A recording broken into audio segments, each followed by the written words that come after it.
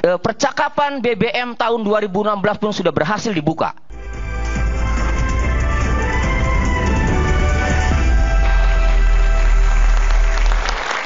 Sesi terakhir di Rakyat Bersuara, dari tadi belum ngomong, Bung Tony RM.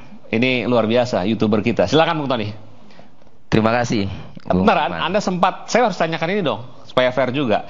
Anda kan pengacara Peggy ya, Iya. Peggy Setiawan. Anda kemarin menang di pra-peradilan. Anda menilai bahwa kasus ini kecelakaan atau pembunuhan sih? Kasus Vina Eki ini? Ya, klien kami, Peggy Setiawan, ditetapkan tersangka atas dugaan tindak pidana pembunuhan berencana, juga persetubuhan terhadap anak. Pasal 340, Junto pasal 81 Undang-Undang Perlindungan Anak. Sehingga saat itu yang kami bela adalah karena Peggy Setiawan ini pada saat kejadian tidak berada di TKP, berada di Bandung, bekerja sebagai kuli bangunan, maka pembelaan kami adalah dengan memunculkan saksi-saksi fakta yang mengetahui bahwa saat itu, saat kejadian 27 Agustus 2016, Peggy Setiawan berada di Bandung. Seperti Bondol, Ibnu, Robi, Suparman, Agus pemilik proyeknya, Rudi Irawan bapaknya, dan Dede Kurniawan yang pernah chat kan gitu. Nah, jadi kami buktikan bahwa klien kami Peggy Setiawan itu tidak berada di TKP dan bukanlah pelakunya. Nah, alhasil beriringan juga penetapan tersangka yang dilakukan oleh penyidik Polda Jawa Barat ini melanggar prosedur, akhirnya penetapan tersangka itu dibatalkan. Itu. Nah, jadi kasus itu masih kasus pembunuhan dan persetubuhan anak. Anda meyakini itu? Ya, kalau klien kami kan dituduh itu. Nah, sepanjang... Hati-hati banget ngomong ini. Bukan. Bukan hati-hati. Begini. Kalau bagi kami ini mau kecelakaan, mau pembunuhan, itu bagi klien kami itu tidak penting. Bagi kami tidak penting. Karena mau pembunuhan, mau kecelakaan murni, mau kecelakaan yang disengaja ditabrak misalnya, klien kami tetap saja tidak berada di TKP. Itu yang paling penting. Anda fokus di klien Anda ya? Iya, itu yang paling penting. Sisanya biarkan ini kemudian dibuktikan lewat PK dan lain sebagainya. Ya, kami hormati langkah hukum, upaya hukum luar biasa yang dilakukan oleh rekan Farhad Abbas dan kawan-kawan selaku kuasa hukum Saka Tatal. Kami yakini Bang Farhad sampai nangis itu tadi saya tonton di persidangan itu. Ada dugaan penyiksaan. Yes. Kami yakini dan kami melihat mereka sungguh-sungguh sedang mencari keadilan untuk Saka Tatal. Sehingga kami tidak mau mengedonkan ataupun memberi yang akhirnya memberi statement yang akhirnya jadi pesimis.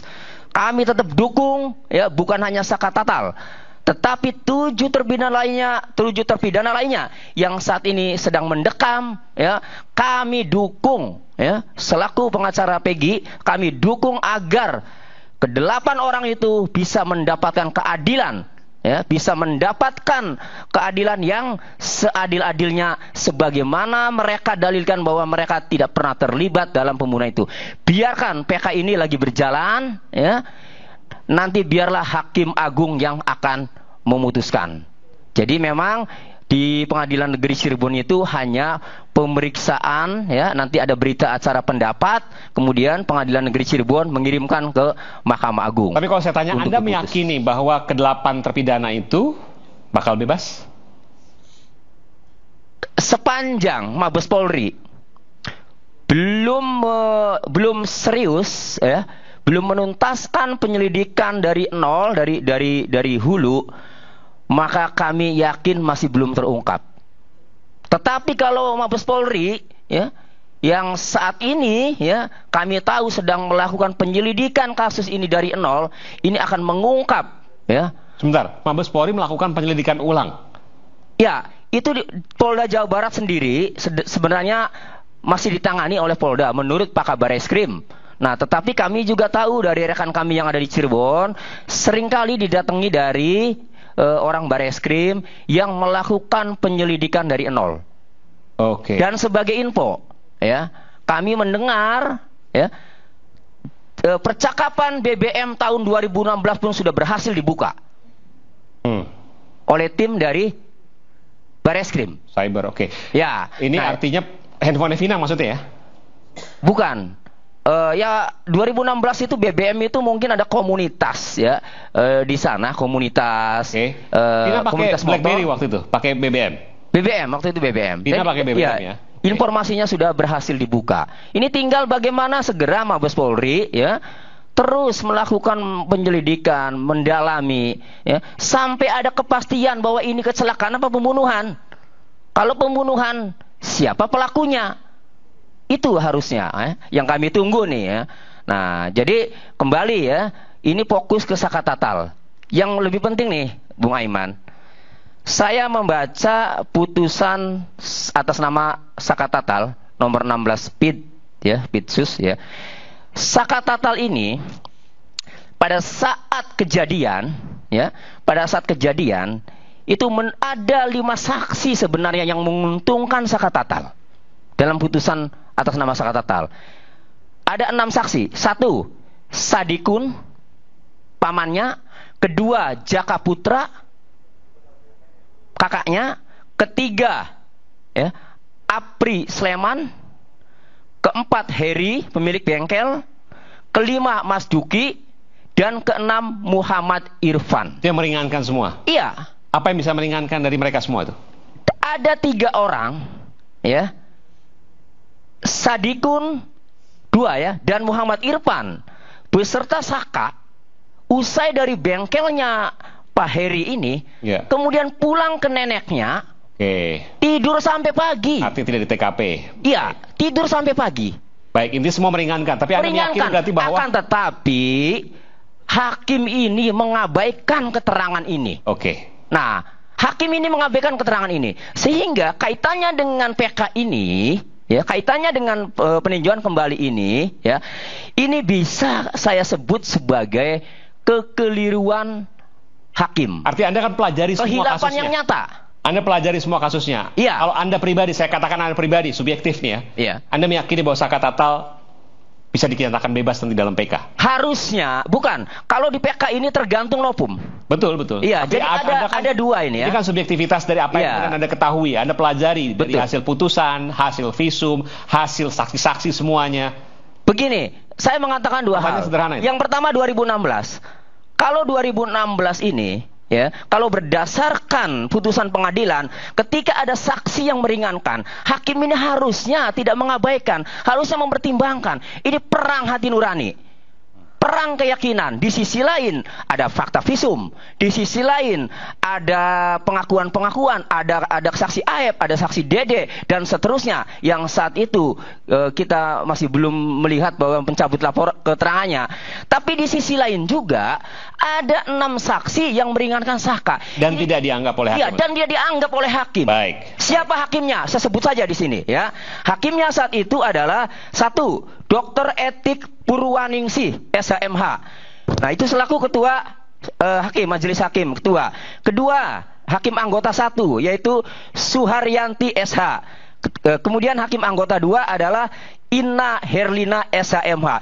Seharusnya kalau 2016 ini hakim mempertimbangkan ada kesaksian yang meringankan Sakatatal, saya yakin tidak akan divonis bersalah Sakatatal karena bingung. Nah, tapi kita nggak tahu yang terjadi pada 2016 bagaimana. Sekarang sudah inkrah. Sekarang yang kedua adalah PK, ya. Jadi tadi pertama 2016, sekarang PK. PK ini, ya, tergantung nopumnya.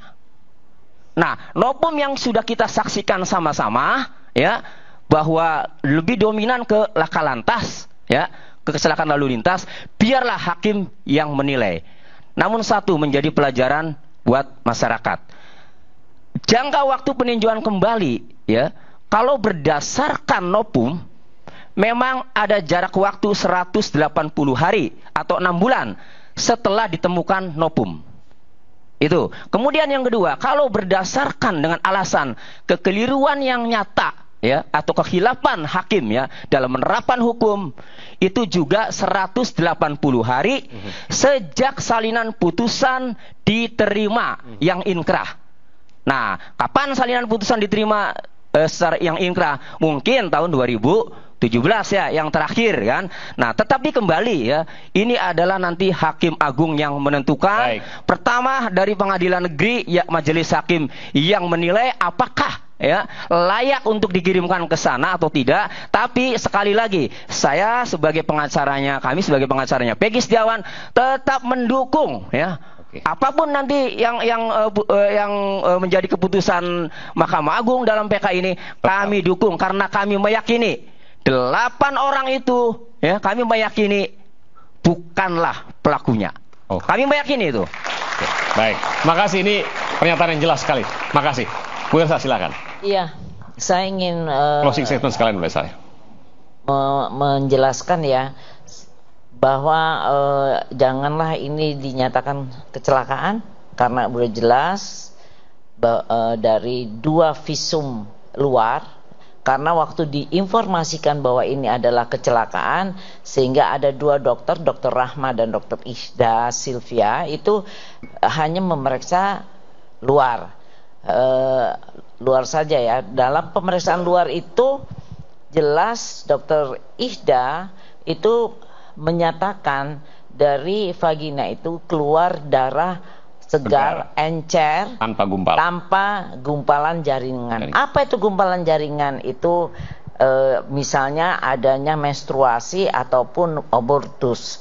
Kalau menstruasi itu memang ada jaringan, jaringan itu, gumpalan jaringan itu adalah sel telur yang tidak dibuahi, dia akan keluar dengan bentuk menstruasi. Jadi ada gumpalan. Jadi Anda menilai bahwa kalau ada gumpalan itu bisa menstruasi atau aborsi. Ya. Hanya 2 itu kemungkinannya. Ya, tapi kalau segar berarti jaringan di dalam tubuh, dalam vagina itu terjadi robek, luka berarti itu ya, luka. Jadi seperti tangan kita luka. Apakah karena perkosaan atau karena hal yang lain? Nggak tahu. Kalau menurut dari dokter forensik, dokter Adri Nur Rohmat, yang mana setelah 9 hari itu otopsi itu ditemukan sperma di vagina dan juga jaringan itu yang rusak itu karena ada yang tekanan yang waktu terbatas, mohon maaf Bu. Jadi intinya bahwa ini semua sudah benar apa yang kemudian dilakukan oleh hakim di pengadilan tingkat pertama. Ya, sudah benar.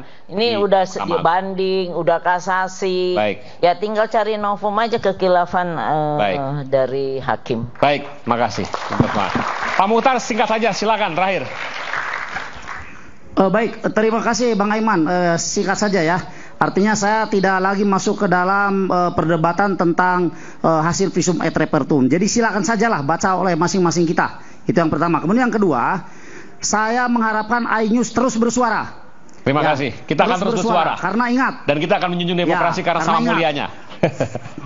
Ya, Vox Populi, Vox Dei. Suara rakyat adalah suara Tuhan. Itu yang harus kita pegang. Kemudian yang selanjutnya, tadi terkait dengan pertanyaan Pak Razman, umur mereka ini berapa pada saat tahun 2016? Saya sebutkan, Vina 16 tahun, Widi 17 tahun, dan Mega adalah 18 tahun. Itu singkat saja. Kemudian, kenapa kita berbincang sampai hari ini? Karena ada rasa ketidakadilan yang belum didapatkan atau yang belum didapatkan oleh keluarga Vina dan Eki. Itu aja, makanya kita mari berjuang untuk mendapatkan rasa keadilan itu. Tapi juga tidak boleh mengorbankan orang yang tidak bersalah. Hanya untuk mencari rasa keadilan buat Vina dan Eki, dikorbankanlah orang yang tidak bersalah. Jangan terjadi seperti itu. Kemudian, ya, kalau tadi Pak Razman menyebutkan memang Bapakku Jenderal Susno menyampaikan sayembara 10 juta. Tadi Pak Razman menyampaikan 11 juta, kan begitu ya. Nah, saya menyampaikan siapa yang membuktikan bahwa ini adalah kasus pembunuhan, saya kasih hadiah 12.550.000. Ya, silakan kita uji. 12 juta apakah saya sebagai mantan prajurit? Ya, 12.550.000. Apakah analisa saya sebagai mantan prajurit yang benar atau analisa orang lain, mohon maaf, yang benar?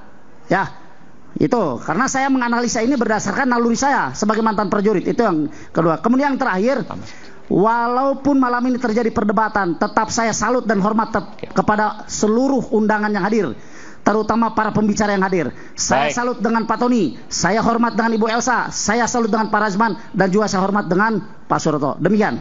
Baik, terima kasih. Pesannya jelas sekali. Jadi 12 juta berapa tadi? 12.500.000. Jadi 550. Silakan menghadap saya. Kalau 10 juta Pak Susno. Ini saya harus sampaikan ya. 10 juta Pak Susno apabila siapa yang bisa membuktikan bahwa kasus ini adalah kecelakaan, Pak Susno akan memberikan 10 juta rupiah. Bukan. Pak Susno bisa memberikan pembunuhan, 10 juta kalau ini kasus pembunuhan. Betul. Saya ulangi. Jadi Pak Susno akan memberikan 10 juta rupiah kalau siapapun yang bisa membuktikan kasus ini Vina Eki adalah pembunuhan. Kemudian dibalas tadi dengan Bung Rasman 11 juta rupiah kalau ada yang bisa membuktikan kalau kasus ini adalah perkosaan atau maaf, laka lantas. Bukan, kecelakaan. Laka lantas, betul. Ya. Dan sekarang Bung Mukhtar Effendi. 12.550.000 rupiah. Udah kayak lelang ini. Kalau bisa membuktikan kasus ini adalah kasus pembunuhan. Baik. Kita akan kembali saat lagi. Kita akan dengarkan Bung Rasman dan Bung Suroto sesaat lagi selepas jeda.